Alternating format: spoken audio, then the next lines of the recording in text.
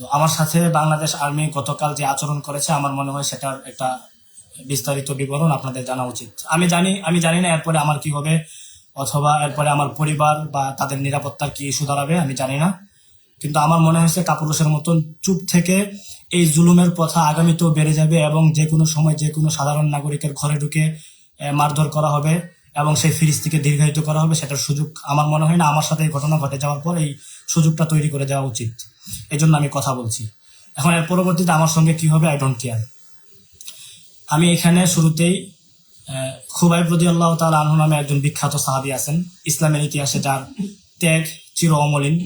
ওনার একটা হাদিস আপনাদের সামনে শোনাতে চাই। উনি বুখারীর রেওয়ায়েতে এই হাদিসটা বলেছিলেন, যে এই বুখারীর রেওয়ায়েতে হাদিসটা এসেছে, মানে মৃত্যু পূর্ববর্তী সময়ে তার কাতিল মানে হত্যাকারীদের কাছে 2 রাকাত নামাজ পড়ার সুযোগ চেয়েছিলেন এবং বলেছিলেন যে আমার সর্বশেষ আকাঙ্ক্ষা এটাই যে আমি 2 রাকাত নামাজ পড়বো। তারপর তিনি 2 রাকাত সালাত আদায় করার পর তিনি বলেছিলেন যে তোমরা যদি এই আশঙ্কা না করতে যে আমি খুবই মৃত্যুর ভয়ে নামাজকে দীর্ঘায়িত করছি, আর আমাকে তোমরা কাপুরুষ না ভাবতে, কাপুরুষের ধারণা না করতে, তাহলে আমি আমার নামাজটাকে আরো দীর্ঘায়িত করতাম। তোমাদের এই আশঙ্কা হতে পারে, ধারণা হতে পারে, এই জন্য আমি আমার নামাজটাকে স্বাভাবিকভাবে শেষ করে ফেলছি। এরপর তিনি একটা শের পাঠ করেছিলেন, যে শেরটা পৃথিবীর ইতিহাসে স্বর্ণাক্ষরে লিখা রাখার মতো। উনি বলেছিলেন লাস্তু বালি হিনা উকতালু মুসলিমা ফি আইয়ি শিক্কিন কানা লিল্লাহি মাজরাই। আমি পরোয়া করি না আমি মৃত্যুকালে কোন দিকে ঢলে পড়বো, কারণ আমি মুসলিম হয়ে মৃত্যুবরণ করার সৌভাগ্য লাভ করতেছি। সুতরাং আমার জায়গা থেকে আমি একজন আলেম, আমি একজন মুসলিম, আমি আমানতু বিল্লাহ, এছাড়া লা ইলাহা ইল্লাল্লাহ এই কথা বলার কায়েল। সেই জায়গা থেকে আমার উপর জুলুম করার পর বা ফেসিবাদী সরকারের কেউ যদি কোনো অংশ যদি আমার উপর আক্রমণ করে সেটার বিরুদ্ধে কথা বলা, আমার মনে হয় এটা আমার ইমানের ন্যূনতম দাবি। এবার আসি ঘটনা মূল ঘটনায়। প্রথমে আমি বলে রাখি, বাংলাদেশ আর্মি সম্পর্কে যে কথাটা ছিল এটা আসলে একটা মিডিয়ার খণ্ডিত অংশ। এখানে আমি পুরোপুরি আমার এই আলোচনা ছিল প্রায় 10 মিনিটের সাক্ষাৎকার ছিল, সেখান থেকে শুধুমাত্র যে কথাটা বলেছিলাম সেই কথাটার প্রতিক্রিয়া আসাটা খুব স্বাভাবিক। তবু আমি বিনা বাক্যে এই কথা স্বীকার করছি, আমার বাংলাদেশ আর্মি সম্পর্কে ওই কথা বলার যে শব্দচয়নটা অবশ্যই খারাপ ছিল, মন্দ ছিল। আমি এর জন্য আবারও ক্ষমা চাইতে রাজি। প্রয়োজনে আমার যদি আদালতের কাছে যাওয়া লাগে, রাষ্ট্রপক্ষের কাছেও আমি ক্ষমা চাইবো ইনশাআল্লাহ। কিন্তু আমার প্রশ্ন হলো, আমি যে কথাটা বলেছি সেটার প্রতিক্রিয়া আসছে। কথাটা কোন প্রসঙ্গে বলেছি, কেন বলেছি, সেটার প্রেক্ষাপটও জানা দরকার ছিল রাষ্ট্রপক্ষের এবং বাংলাদেশ সেনাবাহিনীর। দফায় দফায় আমার সামনে যখন আমার সহযোদ্ধাদের রাজপথে আন্দোলনরত শিক্ষার্থী ভাইদের উপর যখন আক্রমণ করা হচ্ছিল, লাঠিচার্জ করছিল বাংলাদেশ সেনাবাহিনী এবং পুলিশ প্রশাসন, তখন তাদের প্রতি ক্ষোভের জায়গা থেকে আমি এই ধরনের কথাটা, এটা আমার স্লিপ অফ টাং বলতে পারে, এটা মুখ ফসকে বেরিয়ে গেছিল। তদুপরি আমি যখন আর্মি আমার কাছে আসছিল, আমি তাদের কাছে বারবার এই কথা বলছিলাম যে স্যার এটা আমার ভুল ছিল, মিস্টেক ছিল, আমি অনাকাঙ্ক্ষিত করে বলে ফেলছি, তার জন্য আমি অনুতপ্ত। কিন্তু তবু তারা আমার সঙ্গে যে আচরণ করছে সেটার বিবরণ আমি এখন আপনাদের সামনে দিতে যাচ্ছি। গতকাল বাদ মাগরিব প্রায় আধা ঘন্টা পরবর্তী সময়ে আমি আমার বাসায় ঢুকি। আমার 8টার দিকে ক্লাস থাকে। যখন আমি বাসায় ঢুকে হঠাৎ আমি অনলাইনে ঢুকতেই দেখি আমার কাছে অনেক ফোন আসতে থাকে এবং SMS আসতে থাকে। তখন আমি কয়েকটা SMS এর রিপ্লাই দিই এবং একজনের সাথে কথা বলি। কথা বলবার পর আমি একটু ওয়াশরুমে যাই। আমি যখন ওয়াশরুমে গেছি, ওয়াশরুমে যাওয়ার প্রায় বোধহয় 1 থেকে 2 মিনিটের মধ্যেই আমার ফ্ল্যাটের যে রুমের যে দরজা, সেই দরজা তারা বাহির থেকে খুলে মুহূর্তে তারা ঢুকে পড়ে। প্রায় 10 থেকে 12 জন আর্মি আমার রুমে কোনো ধরনের পারমিশন বা অনুমতি নেওয়া ছাড়াই তারা আচমকে আমার রুমে ঢুকে পড়ে এবং ঢুকে পড়ে তারা আমার রুমে যত ধরনের তল্লাশি দরকার, ক্যামেরা আছে কিনা এবং আমার রুমের আলমারি থেকে শুরু করে খাট, সোফা সবকিছু তারা সবকিছু এলোমেলো করে ফেলে এবং সবকিছু তারা একদম স্বাভাবিক প্রক্রিয়ায় রাখে না। একদম সবকিছু আমরা যেটাকে বলে একদম সবকিছু স্বাভাবিক অবস্থা থেকে নস্যাৎ করে ফেলে। এমন একটা অবস্থা সিম ক্রিয়েট করার পর আমি তখন আমার ওয়াশরুমের লাইটটা তারা অফ করে দেয় এবং ওয়াশরুমের লাইটটা যখন অফ করে দেয় তখন আমি বুঝতে পারি যে কিছু একটা ঘটেছে। আমি তখন আমার এক শিক্ষার্থী ছিল আমার সাথে, আমার রুমে ঢুকেছিল। আমার শিক্ষার্থীর নাম ছিল নাইম। আমি তাকে বারবার ডাকতে থাকি নাইম বলে, নাইম, কোনো সারা শব্দ আসে না। তখন আমি বুঝতে পারি যে যেই 2 দিন ধরে আমার যে আশঙ্কা আমি বোধ করতেছিলাম সেটা হয়তো আমি ফেস করতে চলতেছি এখনই। তখন কিছুক্ষণ পর আমি ওয়াশরুমের দরজা খুলি। ওয়াশরুমের দরজা খুলতেই বাংলাদেশ সেনাবাহিনীদের একটা অংশ আমার পাঞ্জাবির কলারে ধরে ফেলে। কলারে ধরে আমাকে টেনে নিয়ে এসে আমাকে আমার ফ্ল্যাটের 2টা রুম, অপর পাশের যে রুমটা সেই রুমে নিয়ে যায় এবং সেখানে নিয়ে গিয়ে তারা আমাকে বেধড়ক পেটায় এবং তারা আমাকে ধরে মুখে থাপ্পড় এবং আমাকে উপর করে আত্মপক্ষের সমর্থন টাইপ যে একটা শোয়ানো আছে স্যারেন্ডার, সেই শোয়ানোতে অবস্থায় রেখে তারা আমাকে উপর করে শুইয়ে দিয়ে আমার বুট দিয়ে আমাকে পাড়ায়, আমাকে লাথি দেয়, আমাকে বসায় রেখে আমাকে একদম কিল খুশি যেভাবে পারে তারা আমাকে বেধড়ক পেটানো শুরু করে এবং আমাকে উপর করে শুইয়ে দিয়ে তারা আমার নিতম্বে পর্যন্ত মানে একাধিকবার পেটায়। আমি তাদের আঘাতের কারণে চিৎকার করতে থাকি, তারা আমার মুখ চেপে ধরে এবং বলে যে কোনো ধরনের চিৎকার করবে না, চিৎকার করলে তোকে শেষ করে দিব। এবং আমাকে প্রথমে নিয়ে বসিয়ে বলে তুই সেনাবাহিনী সম্পর্কে কি বলছিলি ওই কথাটা আবার বল। আমি বলি স্যার ওইটা আমার মিস্টেক ছিল, আমি রাগে খুবই অনেক মানে নিজেকে নিয়ন্ত্রণ করতে পারি না, কথাটা বলে ফেলেছি এবং মিডিয়া সেটা কাটসাট করেছে। আমি এর জন্য অনুতপ্ত, আমি লজ্জিত, আমি এর জন্য ক্ষমা চাইতে রাজি, মুসলেখা দিতে রাজি। তবে আমাকে বারবার বলে তুই কি বলছো সেটা খালি আরেকবার বল, এই কথা বলেই তারা আমাকে মারতে থাকে। এমনকি কয়েক দফায় আমাকে পেটানোর পর তারা আমাকে বসায়, যখন বসায় তখন অফিসার যেই স্যার আছে মানে আসেন আর কি, উনি ওনার মুখটা বাঁধা ছিল, উনি তখন আমাকে আমার চুলে বারবার টেনে ধরে কয়েকবার আমাকে মুখে থাপ্পড় দেয়। মানে উনি যতবার আমাকে মুখে থাপ্পড় দিতেছিলেন আমার রসুল সাল্লাল্লাহু আলাইহি ওয়াসাল্লামের একটা হাদিসের কথা মনে পড়তেছিল, যে হাদিসে আল্লাহ রসুল বলছেন তোমরা যখন কাউকে শাস্তি দিবা তখন তোমরা কোনো ব্যক্তির মুখে আঘাত করিও না। মুহাদ্দিসিনগণ এই হাদিসের ব্যাখ্যায় বলছেন এই জন্য আল্লাহ রসুল হাদিসে মুখে আঘাত করতে নিষেধ করেছেন, যে আল্লাহ তাআলা প্রতিটা মানুষের মুখটাকে অনেক সুন্দর করে সৃষ্টি করেছেন। তারা আমার চুল ধরে বারবার টেনে আমাকে জোরে জোরে সজোরে আমার মুখে আঘাত করতেছিল এবং অফিসার যে স্যার আমাকে বারবার চুলটা ঠিক করে দিতেছিল তখন পাশ থেকে আরো 2-1 আর্মি সদস্য বলতেছিল যে স্যার আপনি কেন তার চুল ঠিক করে দেন, ওই তো আমরা আজকে একদম শেষ করে ফেলবো। এই কথা বলে তারপর আরো 2-3 এসে আমাকে আবার চুল ধরে টেনে মানে চুল ছিঁড়ে ফেলবে এরকম অবস্থা, সজোরে টান দিয়ে আমাকে মুখে বারবার আঘাত করে থাপ্পড় দেয়। আমি এইভাবে আমার মুখ ফিরাতে চাই, এইভাবে আমি আমাকে ডিফেন্স করতে চাই, কিন্তু তখন বলে হাত দিবি তোর হাত একদম শেষ করে দিব। আমি যখন চিৎকার দিতে চাই আমাকে বলে চিৎকার দিবি তো তোর একদম মেরে ফেলবো তুই।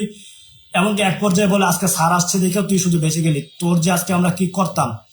তারপর তারা আমাকে আবার উপর করে শোয়ায়, উপর করে তারা আমাকে শোয়ানোর পর তারা সেনাবাহিনীর কাছে যে লাঠি থাকে, তারা একদম সিভিল কাছে তারা আসেনি, তারা পুরো দমে আর্মি যেভাবে থাকে বন্দুক লাঠি সবকিছু নিয়ে আসে তারা। এবং তারা আমাকে উপর করে শুয়ে দিয়ে তারা আমার নিতম্বে এবং আমার পায়ের পাতায় সজোরে আঘাত করতে থাকে। আমি তাদের কাছে করজোর করে আমি মিনতি করতে থাকি, আমি বলি স্যার আমার বয়সে আপনাদের ছেলে আছে অথবা আপনাদের মেয়ে আছে, আপনাদের সন্তান আছে স্যার, তাদের মুখের দিকে একবার তাকান, আমি আল্লাহর হস্তে মাফ চাইতেছি, আমার আপনারা মাফ করে দেন। আমি আমি বহুভাবে তাদের কাছে আকুতি করি, আমি শুধু আকুতি করি কারণ আমার কাছে কোনো উপায় ছিল না। হ্যাঁ, ধানমন্ডি 32-এ অবস্থান গেলে বাংলাদেশ সেনাবাহিনী সম্পর্কে আমি যে মন্তব্য করেছিলাম সেটা আমার অনেকটা অনাকাঙ্ক্ষিত ছিল, একটা অবস্থার প্রেক্ষিতে ছিল।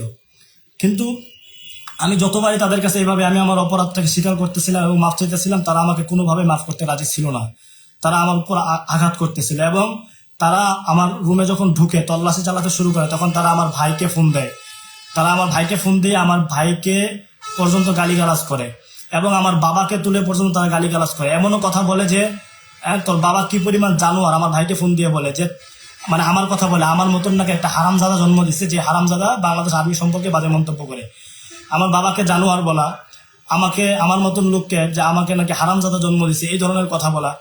বাংলাদেশ আর্মি সম্পর্কে যে কথাটা আমি বলেছি সেটা অবশ্যই আমার অপরাধ, আমি এখনো স্বীকার করতেছি এই কথাটা অনাকাঙ্ক্ষিত ছিল, আমি সেটা বলতে চাই নাই। শব্দ চয়নটা অবশ্যই অশ্লীল ছিল, গর্হিত ছিল, কিন্তু কোন প্রেক্ষিতে বলেছিলাম, আমি কিসের কারণে বলেছিলাম সেই কথাটা টেনে আনাটা অবশ্যই প্রাসঙ্গিক বলে আমি মনে করি। আমি রাষ্ট্রপক্ষকেও বলবো যদি আমাকে একজন আদালত পর্যন্ত যেতে হয়, কোর্টে চালান দেওয়া হয়, আমি তবু বলবো যে এই প্রেক্ষাপট এবং কোন কারণে বলা হয়েছিল সেই অবস্থাটা যেন অবশ্যই বিবেচনা করা হয়। তবু যদি আমার এই গালি দেওয়াটাকে অপরাধ বলা হয়, সেটার জের ধরে আমাকে যখন পেটাচ্ছিল আমাকেও গালিগালাজ করতেছিল, আমার ভাইকে ফোন দিয়ে গালিগালাজ করা, আমার বাবাকে গালিগালাজ করা। আমি যখন আর্মিকে গালিগালাজ করি তখন সেটা অপরাধ, আর্মি যখন আমাকে গালিগালাজ করে, আমার ভাইদেরকে গালিগালাজ করে, আমার পরিবার নিয়ে বাজে মন্তব্য করে, আমার বাবাকে গালিগালাজ করে, তখন কি তাদের জন্য সেটা অপরাধ হয় না? অপরাধ তো হয় নিশ্চয়ই। তদুপরি আমি গতকাল এই ঘটনার পর আমি গতকাল ক্ষমা চেয়ে একটা পোস্টও করেছিলাম। অনেকের প্রশ্ন আমি এটা নিয়ে আসলে কেন পোস্ট করেছি। আমার কাছ থেকে তারা আসার পর, তারা আমাকে মারধর করার পর তারা আমার কাছ থেকে জোরপূর্বক লিখিত মুচলেখা নেয় এবং লিখিত মুচলেখা নেওয়ার পর তারা এটার যে মুচলেখা লিখিত নিয়েছে সেটার ভিডিও তারা তাদের ক্যামেরায় আমার কাছ থেকে আমাকে বলে, আমি সেটা স্ক্রিপ্টেড, আমি সেটা বলি এবং তারা সেটা রেকর্ড করে।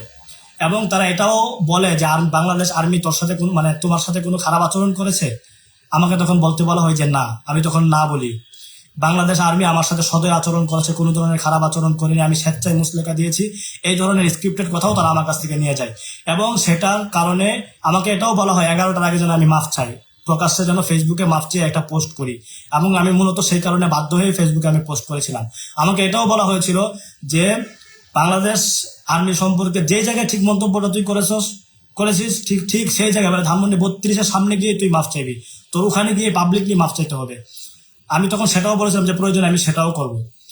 আমি আমার সাথে যা হয়েছে, আমার সাথে যা মানে করেছে, আমাকে আঘাতের পর আমাকে যখন উপর করে শুয়ে দিয়ে আমার একজন আর্মি, তার হাঁটুতে বোধহয় প্রায় 2 জন একসাথে এসে হাঁটুতে লোহার মতন কিছু লাগানো ছিল, আর্মির ডিফেন্স কেন্দ্রিক যা থাকে, সেটা দিয়ে আমার কোমরে সজোরে আঘাত করে।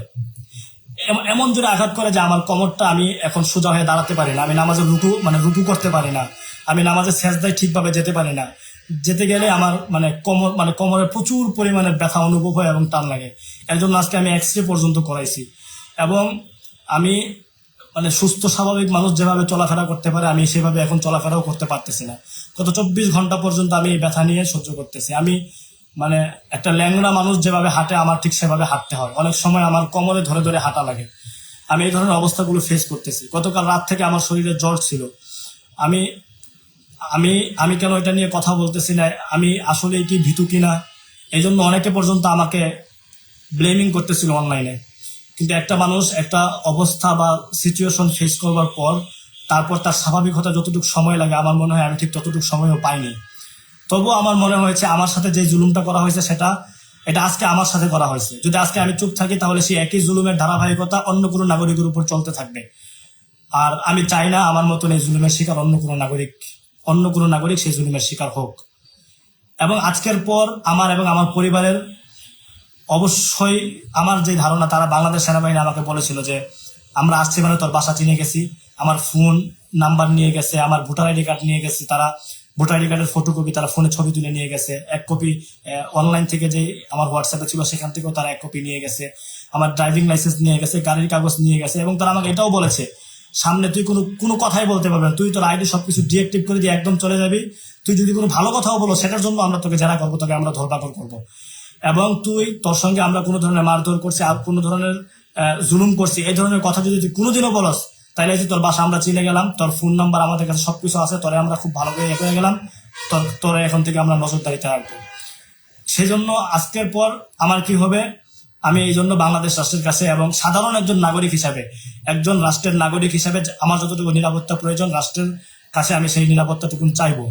এবং আমার সঙ্গে যে কাজটা করা হয়েছে, আমার কাছ থেকে মুচলেকা নিতে পারতো, আমি সেই মুচলেকা দিতে প্রস্তুত ছিলাম, আমি ক্ষমা চাইতেও রাজি ছিলাম, ক্ষমা চেয়েছি, এখনো বলছি যদি আমার আদালতের কাছে গিয়ে ক্ষমা চাইতে আমি সেটার জন্য ক্ষমা চাইবো। কিন্তু সেটার জের ধরে আমাকে মারধর করা, আমার মা তুলে গালিগালাজ করা, আমার পরিবারের প্রতিটা সদস্যদেরকে এর জন্য ব্লেমিং করা, তাদেরকে চাপের উপর রাখা, আমার মনে হয় এটা সাধারণ একজন নাগরিক হিসাবে আমি স্বাভাবিক থাকতে পারছি না। আমার এর থেকে পরিত্রাণ দরকার এবং আমি আইনগতভাবে আমার যতটুকু যাওয়া যেতে পারে আমি ততটুকু যাব। আমার সাথে কে থাকবে, কয়জন আমার পক্ষে অবস্থান নেবে এবং আমার হয়ে কথা বলবে আমি জানি না, কিন্তু আমি ফি সাবিলিল্লাহ আমি জালিমদের জুলুমের বিরুদ্ধে কথা বলবই। জুলাই বিপ্লবে আমাদের ব্যক্তিগতভাবে আমার বা মাদ্রাসা তরুণদের অবশ্যই অনেক বেশি অবদান ছিল। আমি অবশ্যই বলে আমি কখনোই কোনোদিন এক মুহূর্তের জন্য জুলাই কেন্দ্রিক আমি কোনো ক্রেডিটবাজি করিনি, এখনো করতে চাই না, কিন্তু আমি রাজপথে ছিলাম।